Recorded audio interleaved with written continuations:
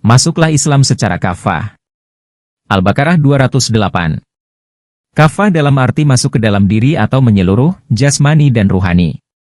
Secara teori, manusia terdiri dari jasmani dan ruhani.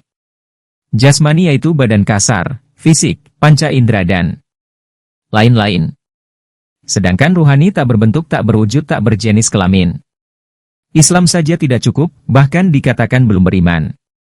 Sebab seseorang dikatakan telah beriman yaitu, dimasukkan nur iman di dalam dadanya sesuai yang diterangkan dalam Al-Hujurat 14. Kita yang memang berada dalam dimensi dunia dengan persifatan wujud, ada, nampak, jelas, terlihat, realita, itu semua karena persifatan Tuhan yang 20. Ruhani yang memang tak berbentuk tak berwujud akan ikut dalam jasad kita. Logikanya gini boy. Kalau hanya jasad saja tanpa ada ruh, pasti mati. Ruh merupakan kesadaran yang tersistem. Sedangkan jasad adalah alat untuk mewujudkan. Nah, agar kesadaran kita berjalan, kita perlu mengaktifasikan ruh kita. Dari keadaan sadar yang terbatas, menjadi kesadaran di atas batas.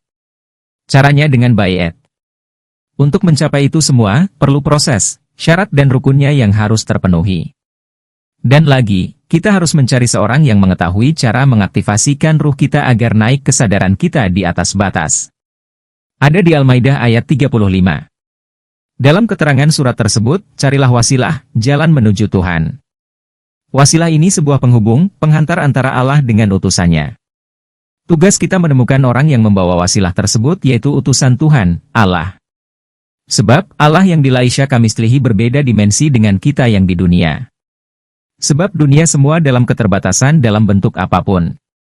Dalam surat At-Taubah 128, telah kuutus seorang rasul di zamanmu sendiri. Dalam surat Al-Kahfi 17, yang menerangkan tentang walia mursyida.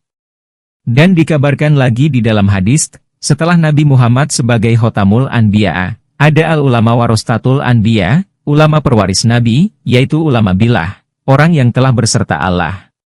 Dari Rasul, sang pembawa wasilah, walia mursyida, ulama warastatul anbiya, hakikatnya Rasul, Rasul juga.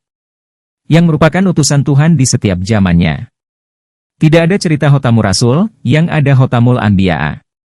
Karena Rasul bukanlah manusia.